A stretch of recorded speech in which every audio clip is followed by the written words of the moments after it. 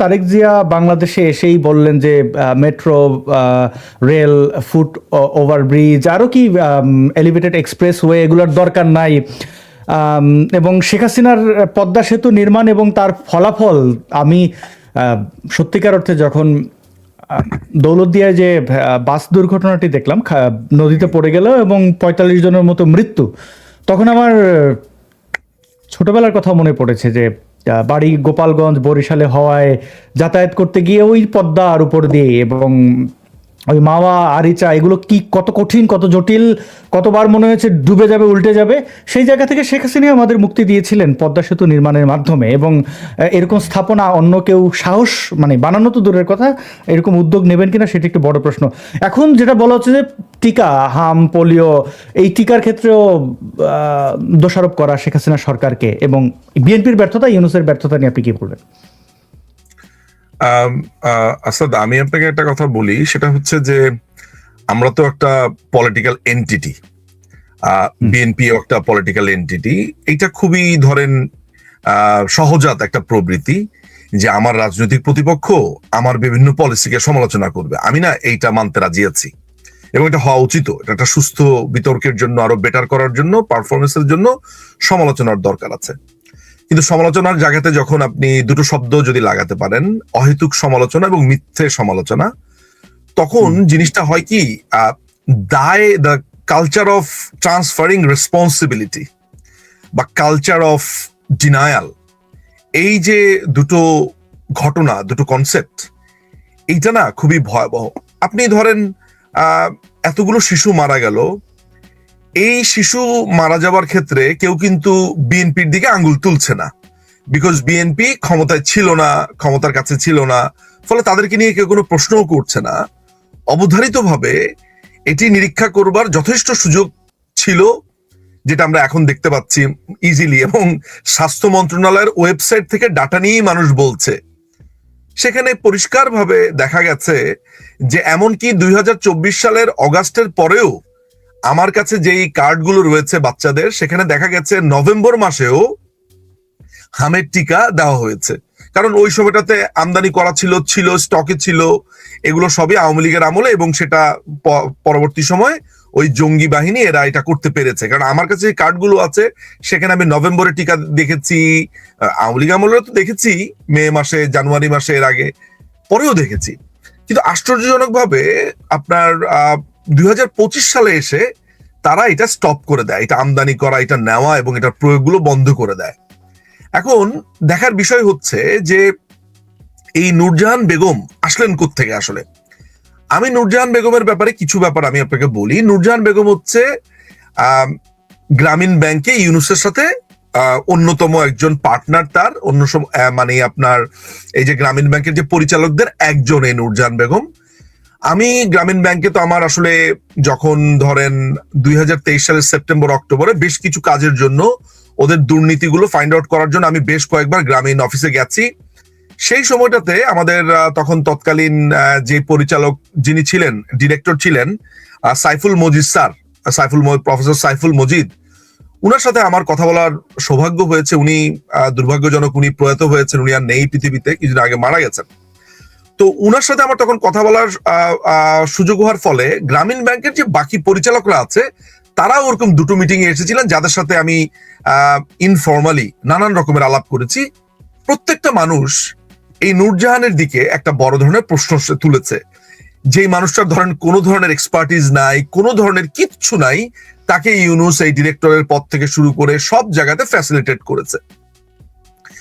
বলা হয়ে থাকে যে ইউনূসের যে অর্থ পাচার, ইউনূসের অর্থ পাচারের জন্য দুটো মানুষ আসলে কাজ করেছে। একটা হচ্ছে আশরাফ নামে একজন আছে, যে ইউনূসের টাকা পয়সা সমস্ত কিছু সে দেখভালটা করে, আর এই নূরজাহান বেগম, যিনি আপনার এই পুরো গ্রামীণ ব্যাংকের ডিরেক্টর, তার সাথে দীর্ঘ সময় তার পথ চলা। এবং এই যে যখন তাদের বিরুদ্ধে দুর্নীতির মামলাগুলো হয়েছে ইউনূসের এগেনস্টে, তখন তো আমাদের উপর যে বাবা that is in talk show, okay, তো আমার মেয়ে এসছে। তো যেটা হয়েছে যে সেটা হলো যে এই পুরো গ্রামীণ ব্যাংকের এই পুরো পরিচালনা পর্ষদে তার সমস্ত যেই আপনার যা কিছু আপনার উদ্যোগগুলো দেখেছেন এই নূরজাহান বেগম ছিল, এবং মামলা যখন হয়েছে নূরজাহান বেগমও সম্ভবত 2 নম্বর বা 3 নম্বর আসামি ছিল আমার কাছে অন্ততপক্ষে মামলার যেই ডকুমেন্টস গুলো আছে। এই যে দেখেন আপনার হয়েছে যে ইউনূস মনে করেছে যে তাকে এক ধরনের অ্যাওয়ার্ড দেওয়া প্রয়োজন। এই অ্যাওয়ার্ডের জায়গাটাতে সে যেটা করেছে দেখেন, আমরা আমাদের বাংলাদেশের কালচারটা দেখেন, এই মহিলার নামে মামলা হয়েছে, আমি ধরে নিলাম যে এই মামলার কারণে সেই মহিলাকে সে এখন একটা পুরস্কার দিবে। পুরস্কার আপনি একটা মানুষকে পুরস্কার হিসেবে তাকে আপনি একটা সার্জনের টেবিলে বসিয়ে দিতে পারেন। আপনি আমাকে একটা পুরস্কার দিতে চান আমার কোনো একটা ভূমিকার জন্য, আপনি বললেন নিজুম ভাই আপনাকে আমি অমুক হসপিটালের ডাক্তার বানা দিলাম, এটা তো হওয়ার বিষয় না রে ভাই। আপনি আমাকে যদি বলেন যে আপনাকে আমি অমুক ডিপার্টমেন্টের হেড বানা দিলাম যেখানে লেখালেখি করা যায়, কথা বলা যায়, আমার সাথে গেল জিনিসটা, আইন জাতীয় কিছু একটা আপনি আমাকে করে দিলেন, আমার সাথে গেল। যে মানুষটা স্বাস্থ্য সম্পর্কিত কোনো কিছুর কাছে নাই তাকে আপনি স্বাস্থ্য উপদেষ্টা বানিয়ে দিলেন এই জঙ্গি সরকারের। তারা যেটা করলো সেটা হচ্ছে তারা এই যে ভ্যাকসিন গুলো আনা বন্ধ করলো, এই টিকাগুলো আনা বন্ধ করলো, ফলে যেটা হয়েছে আপনারাই চোখের সামনে দেখতে পাচ্ছেন, এটা এখন 59% আসার কারণে। আমি আজকে একটা লেখা পড়ছিলাম, বিশেষ করে আমাদের বাংলাদেশ আওয়ামী লীগের অত্যন্ত তরুণ নেতা আমাদের নওফেল ভাই মহিবুল হাসান চৌধুরী একটা চমৎকার কথা তিনি তার একটা ইতে বলেছেন, আমি সেখান থেকে আপনাকে বলি। সরকারি ইপিআই ড্যাশবোর্ডে দেখা যাচ্ছে 2025 সালের টিকাদারের হার হঠাৎ 60%-এর নিচে নেমে এসেছে। এছাড়া বিসিজি যক্ষ্মা টিকার লেফট আউট রেট ছিল 13.2%, যা আগের বছরগুলোর তুলনায় অনেক বেশি। হাম অত্যন্ত সংক্রামক রোগ, হার্ড ইমিউনিটি বজায় রাখতে সাধারণত 95% টিকা কাভারেজ দরকার। সুতরাং কাভারেজ যদি 70% বা তার নিচে নেমে যায় তাহলে হাম ছড়ানোর অস্বাভাবিক কিছু নয়। এখন এই যে আপনার 70%-এর নিচে নেমে আসলো, তখন আসলে তারা কি করেছে? তার মানে হচ্ছে যে এই যে আপনার রেসপন্সিবিলিটিটা এত বড় অন্যায় করেছে, এটা কিন্তু রীতিমতো প্ল্যান্ড সিস্টেমেটিক গণহত্যার শামিল আমি বলবো। আপনি আপনার পলিসির মাধ্যমে ইন্টেনশনালি আপনি এমন একটা অবস্থা তৈরি করলেন যেখানে মহামারী লাগে, যেখানে আপনার এক ধরনের মরক তৈরি হওয়ার সম্ভাবনা থাকে, এবং আমাদের পেনাল কোডেও কিন্তু আছে যদি আপনি ইচ্ছাকৃতভাবে এই ধরনের মরক লাগানোর চেষ্টা করেন, কোন ধরনের সংক্রামক ব্যাধি লাগানোর চেষ্টা করেন, আপনার কিন্তু সেই শাস্তির বিধান রয়েছে। এখন আমি বিএনপির ভূমিকার কথাটাতে বলি। বিএনপির যেই কথিত এই সরকারের যেই মন্ত্রী আছে সাখাওয়াত সাহেব, তিনি প্রথমে দোষ চাপিয়ে দিলেন আমাদের উপরে, কারণ এটা সোজা, আমরা একটা পাঞ্চিং ব্যাগ, যে কিছু হয় সেটা ফ্যাসিস্ট সরকার, আওয়ামী লীগ সরকার, যেটা আমাদেরকে নানান ভাবে অভিহিত করা হয়, আপনি এটা বলে মনে করছেন যে এটা বললে এখন মানুষজন এটা বিশ্বাস করবে, বা এটা মনে হয় এরকম একটা পরিস্থিতিতে আপনি এটা বলে পার পাবেন। তো মানুষজনই কিন্তু দেখানো শুরু করলো, তাদের সন্তানদের কার্ড দেখানো শুরু করলো, এবং এখন সে তার বক্তব্য থেকে বলছে যে আমি টিকা দেওয়া হয়নি বলিনি, আমি বলেছি ক্যাম্পেইন করেনি।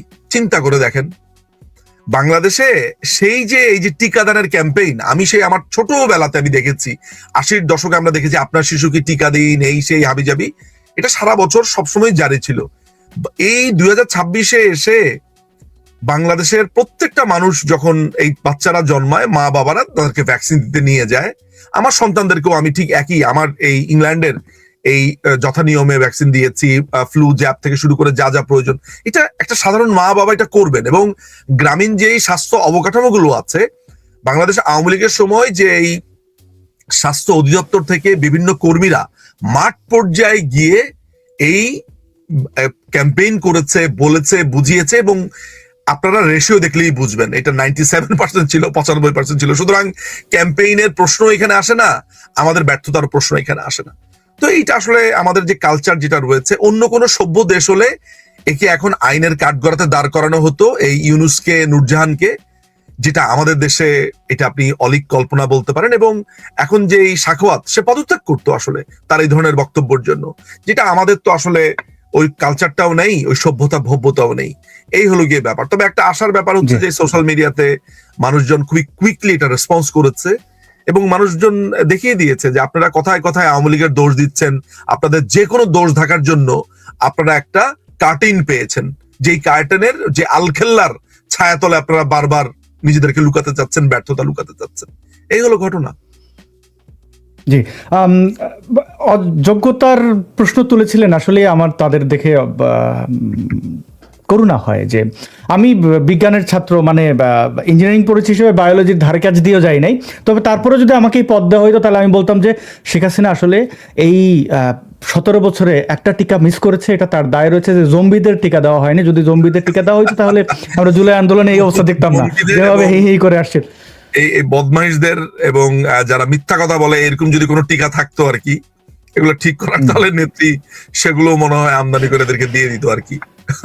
হ্যাঁ, ওইটা মিসিং ছিল, যে কারণে আমরা এখন এই জুলাইয়ের আন্দোলনের সেই চেহারাগুলো দেখলে মনে পড়ে আর কি, যে এই জম্বিগুলোর জন্য আমি আসলে সিরিয়াসলি ভাবছিলাম। জোকস অ্যাপার্ট, আমরা যখন এই আলোচনাটা করছি, দেখেন, I am discharging my responsibility. আমি আপনার সাথে এতক্ষণ ধরে যে কথা বললাম, আপনি লক্ষ্য করে দেখবেন যে আমি আমার যে ওনাস অন মাই শোল্ডার, আমার যে এই কাঁধে দায় চাপানো হয়েছে, সেটা ডিসচার্জ করছি আমিও কিন্তু বলছি যে আমার দোষ নেই, আমি ঠিকভাবেই কাজ করেছি, অন্যায় করেছে ইউনুস এবং তার প্রশাসন। I am trying to discharge my responsibility, onus, responsible বলবো না, আমার উপরে যে দায় চাপানো হয়েছে, আবার তারা আমাদের ঘাড়ে দিতে চাচ্ছে। কিন্তু মানুষের কাছে ধরেন এখন প্রমাণিত হয়ে গেছে আমরা কি করেছি না করেছি, কিন্তু প্রসঙ্গ তো আসলে এই জায়গাতে না আসাদ। প্রসঙ্গ হচ্ছে আমাদের সন্তানরা মারা যাচ্ছে, আমরা এইটা নিয়ে আলাপটা করছি। আমাদের যে এতগুলো বাচ্চা মারা গেল, এটার কি হবে, এটা নিয়ে আমরা কথা বলি। Let's talk about that. জি, ওইটাই অ্যাপল টু অ্যাপল কম্পেয়ার করতে গেলে নিজুম ভাই, হ্যাঁ, যে আপনার মনে আছে নিশ্চয়ই আওয়ামী লীগের আমলে জাহিদ নামের সম্ভবত একজন, তিনি স্বাস্থ্যমন্ত্রী ছিলেন। কোভিডের সময় আমরা ব্যাপক সমালোচনা করেছি। আমাদের মনে হয়েছে যে এই লোকটা অযোগ্য, এই লোকটা একটা অসভ্য, মানে অসভ্য না, সে একটা মানে কিছু পারে না, এরকম একটা চেহারা। সমালোচনা হয়েছে সেই সময়টা, সমালোচনা হয়েছিল। তো তারপরে এখন ওই সমালোচনার জায়গা থেকে দাঁড়িয়ে যদি হিসাব করে দেখি যে স্বাস্থ্য খাত এই যে এখন অবস্থা দেখছি, এখন কম্পেয়ারটা করতে পারছি যে তো ভালো তো ছিলই, অনেক ভালোই ছিল। বিশেষ করে কোভিডের সময় যেভাবে কূটনৈতিক জায়গা, মানে এগুলো মেনটেন করে টিকা আনা, এগুলো আসলে এখন আমরা বুঝতে পারি। এরকম বিপর্যয় যদি এখন ঘটে, মানে কোভিডের মতো, তাহলে এটা নিশ্চিত যে অর্ধেক মানুষ বাঁচানো যাবে কিনা। শেখ হাসিনার দূরদর্শিতা, সেগুলোর প্রশংসা, চরম সমালোচনা করতে বাধ্য। আমার পার্সোনাল নলেজ থেকে আপনাকে একটা কথা বলি, দেশবাসীও ওইটা মনে হয় শুনে রাখাটা ভালো। She is 80, right? উনি এখন, উনার বয়স 80। এই বয়সে আমি, মানে আমার অভিজ্ঞতা যদি আমি আপনাকে বলি, উনার সাথে আমার জানার বা কথা বলার অভিজ্ঞতা থেকে, মানে আমার মনে আছে যে 2024 অগাস্টের 19 তারিখে, আমার ডেটটা মনে আছে, উনি এই যে এত কিছু হয়ে যাচ্ছে দেশে, বাড়ি ঘর পোড়াচ্ছে, আপনি জানেন যে উনার সাথে কথা বলার প্রথম কনসার্ন উনার কি ছিল? আমি আসলে ওইটা আমার বিস্ময় এবং একই সাথে আমার মুগ্ধতা। উনি বলেছে, তুমি কি শুনেছো যে সমস্ত ভাতা বন্ধ করে দিয়েছে আমার জনগণ। বিশ্বাস করেন, আমার সাথে তো আপার আসলে ওই ধরেন উনি এটা ভান করছে, বোঝানোর চেষ্টা করছে, এটা তো দরকার নাই আমার সাথে one to one phone conversation. আমাকে বলছে যে তুমি শুনেছো, উনার ওখান থেকে কণ্ঠ ছলমল করছে, বলছে আমি বিধবা ভাতার ব্যবস্থা করেছি, আমি মুক্তিযোদ্ধাদের ব্যবস্থা করেছি, বৃদ্ধ ভাতার ব্যবস্থা করেছি, এগুলো নাকি সব বন্ধ করে দিচ্ছে। মানে উনার মাথার মধ্যে মানুষ, এবং এই বয়সে আসাদ ভাই, উনি, মানে আমি একটা প্র্যাকটিক্যাল উদাহরণ আপনাকে দেই, উনি 17 থেকে 18 ঘন্টা, এভারেজে আপনি 15 ঘন্টা ধরেন, একটা মানুষ 24 ঘন্টার মধ্যে আরো বেশি, হ্যাঁ মানে আরো, মানে এই লেভেলের কাজ করে, ফোনে কথা, পেপার ওয়ার্ক। এখন আপনি বলতে পারেন যে উনি এখন কি পেপার ওয়ার্ক করে, উনি জেলা ওয়ারি, সেটা স্বাস্থ্য বলেন, সেখানকার আইন শৃঙ্খলার ব্যাপার বলেন, প্রত্যেকটা এলাকা ওয়ার্ড ধরে উনি ডায়েরি মেনটেন করেন, এগুলো ধরে উনি নোট করেন। ধরেন উনি সরকারে নাই, কিন্তু সরকারের বাইরে উনি কি ধরনের সাহায্য করতে পারে, ওর কাছে যাও, এর কাছে যাও, এইভাবে মানে মনে হচ্ছে যে প্রধানমন্ত্রী তার দফতর পরিচালনা করছেন। বিশ্বাস করেন, মানে উনার যিনি কেমন, মানে ব্যাপারটা